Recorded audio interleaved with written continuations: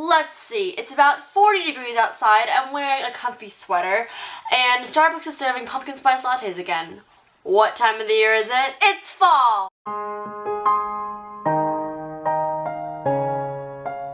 Salutations! Welcome to Loving the Language of Literacy. My name is Sophia Lee, and today I'll be sharing with you all the books I read in September 2015. I have one word for the month of September. Tiring. School obviously started. Every single morning I'm up at 6 a.m. and I don't get back home usually until around 6 p.m. So my days are for school, cross-country practice, then of course there's dinner and homework and just being sane. And the thing is, I haven't filmed that much in September. I haven't actually read that much in September while school was in session. For a period of time this month, I was feeling really down just because I love reading, I love writing, but my energy was just so drained throughout the entire month that I couldn't bring myself to read a book, let alone film a video, because obviously there's a certain level of energy that you need. And when I refused to wash my hair that day after running 6 miles, I obviously don't want to appear on camera. But this is not excuses time. I'm getting into the groove this year, and I promise there will be more uploads in October, as well as just more book reading, because I've just been in such a slumpy mood. I think I read 5 books before school started, which was on the 8th, and I read 11 books in total this month. And that means for the 20 days left in September, I only read 6 books, which for me is quite pitiful. So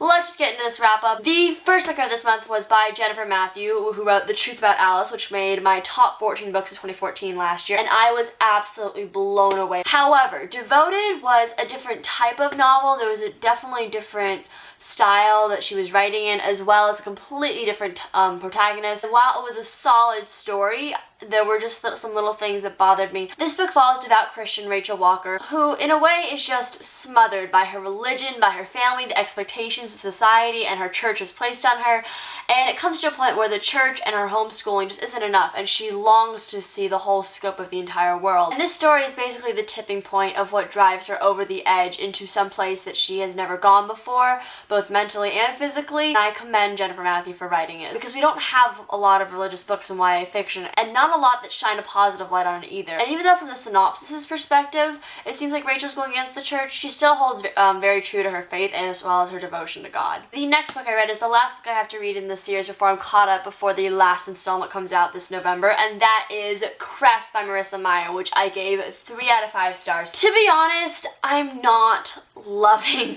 the Lunar Chronicles. I know my friends Izzy and Alex are gonna hate me for it, and a lot of other people as well. But even though I think it's a solid story, I'm not overwhelmed with happiness or excitement or joy for this series, and there's just nothing special that makes it so much of an it book and something that deserves all the hype it's gotten. I have a full written review on my blog that I'll link somewhere. Everyone told me that when I read Cress it would change absolutely everything. I get it, there are a lot of characters, a lot happens in the story to make it seem so climactic and like a really good setup for the last book in the series, but in terms of a book by itself, didn't think it was that good. Was it the best in the series so far? Yes, most definitely. But is this one of the best series I've ever read? Far from it. And if you don't know what this book is about, the Lunar Chronicles follow sci-fi retellings of classic fairy tales: Cinder for Cinderella, Scarlet for Little Red Riding Hood, Cress for Rapunzel, and Winter for Snow White. The next book I read is one that has received so much pre-publication as well as post-publication hype, and I most definitely see why it deserves it, and that is The Wrath from the Dawn by Renee Ahdieh, which I have a full written review of as well. I gave it a solid 3.5 out of 5 stars. Without a single doubt in my mind, the writing is absolutely gorgeous and beautiful and completely unique, and I definitely want to see what Renee Ahdieh can do throughout her writing career. It's a retelling of the 1001 Nights tale Scheherazade, which is one of my all-time favorites. Unlike most fantasy novels, there's not a ton of world building. We jump straight into the action. There's one main arc as well as a few side ones from side characters that I believe will become bigger parts of the story. Overall, what brought the rating down for me was Scheherazade's character herself. I didn't really understand whose side she was on and what motive she had, as well as where her true loyalties lied,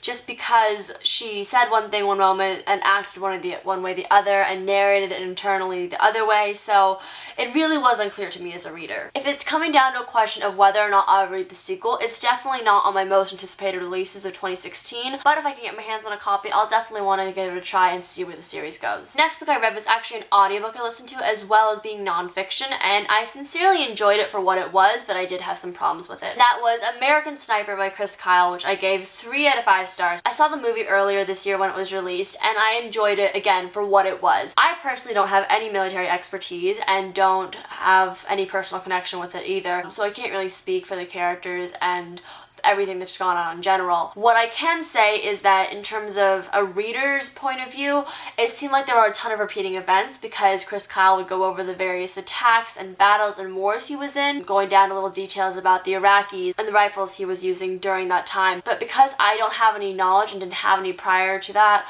it really just seemed repetitive. And while I completely 100% respect him and all of his comrades and what they do for our country, I personally had some problems with his own beliefs and moral codes and priorities because he really tore his family apart by choosing to serve his country instead. And it's amazing that we have people to do this, but I know I personally couldn't have been his wife just because of the person he was. And it was really interesting to see his side of the story and his perspective throughout everything. Then I listened to the sequel of These Broken Stars by Amy Coffin and Megan Spooner, which was of course This Shattered World.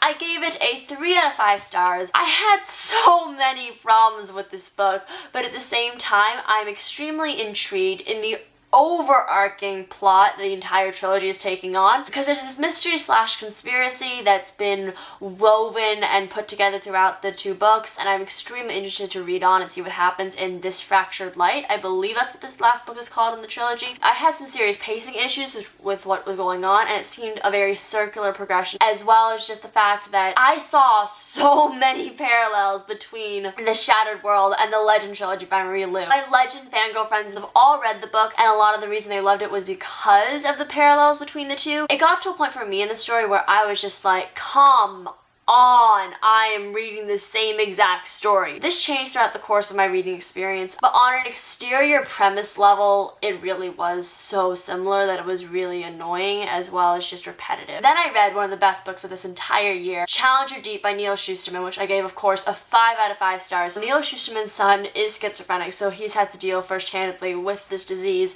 and I personally know someone with schizophrenia, so that was a completely different light and new perspective as well into their head, maybe. I don't know, everyone's different. Challenger Deep follows 2 completely parallel timelines of Caden Bosch, who thinks at one moment that he's on this deep sea submarine diving down Challenger Deep, which is the deepest part on this earth. And the other part is him trying to just cope and live through life, and then eventually becomes hospitalized. It's extremely confusing, and you're so disoriented as a reader that you kind of want to give up. I know I personally did, just because it seems so much of a higher level than what I'm used to comprehending. But when it came down to the actual story and the ending and how everything weaved together so brilliantly, I admire Neil Shusterman on a completely different level. If you like blatant but insightful writing from a really strong teen voice, I'm still speechless, and I still don't know how I could possibly get all my thoughts together for this novel, because it's not for everyone, but if you are interested, you've got to read it. The next book I read was one that I know everyone and their mother has, and I saw the movie before reading the book, and I actually have to admit I audiobooked it, but I would definitely want to reread it in a physical copy eventually, and that was The Book Thief by Marcus Zusak.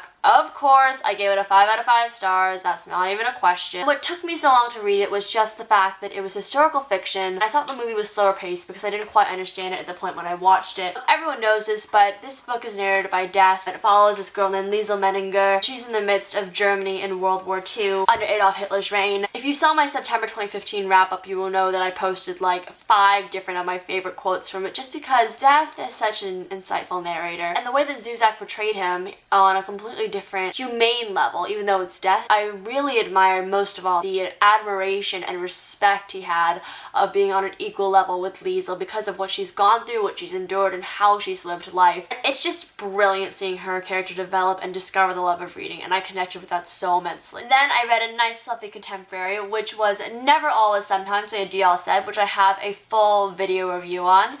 I gave this a 3.5 out of 5 stars, and I was pleasantly surprised. This follows 2 best friends, Julia and Dave, who make a list on the day before high school starts of the top 10 things to never do, and therefore avoid all the high school classic cliches. During the end of their senior year, they decide, F it, let's do all these things on this list that we said we'd never do. It's basically a wild, really fun, humorous ride between the 2 of them, and it's really a good study and the relationship between 2 best friends who might have feelings for each other and might might want to be something more. And this book took in a completely unexpected turn, at least in my opinion, and it's unlike a lot of contemporaries I've read, which I highly commend Adil said for. Then, being on the Marcus Zusak kick, I listened to the audiobook for I Am the Messenger. I gave it a 5 out of 5 stars. This is an extremely different novel from The Book Thief, and if you're looking for the same type of feels, if you're looking for the same guttural reaction or the impact it had on you as a reader, I definitely wouldn't look to it for that purpose. They're both completely works of art, but I might actually like I Am the Messenger better. It follows this completely ordinary guy named Ed Kennedy who has all these cards delivered to him with different hints and addresses and names of people that someone is encouraging him to help. It's a wonderful just study of human existence and interaction and humanity itself. It takes an extremely surprising turn, and I think it's actually labeled under young adult, but it really should be adult because one, the main character is not a teenager and he only interacts with I think like 2 or 3 teenagers throughout the entire novel. It's very complex and it leaves you with a lot to think about while still retaining a very just simple type of language.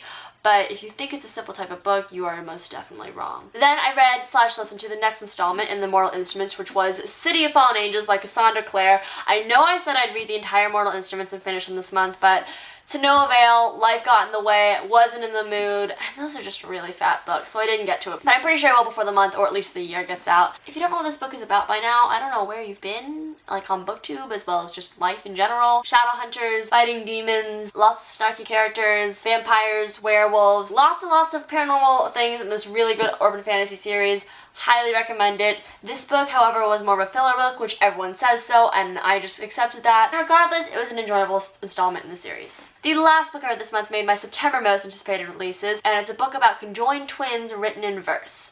And that is One by Sarah Crossan. Surprisingly, this is told in a single perspective, which I know a lot of readers disagreed with, but when you read the author's note, it really explains, even though Tippy was her sister, her best friend, her confidant, it really was her story and her story alone to share. And while I would have enjoyed Tippy's narration, I respected and accepted that it was told only by Grace. The two of them have been joined at the hip since birth. They suddenly have to go to private school instead of being homeschooled just because the government funding has run out. The entire family has been put in such a strain for the past few years just because of their condition and their situation. This book goes somewhere that no other book in young adult literature has in such a long time, or I think maybe even ever.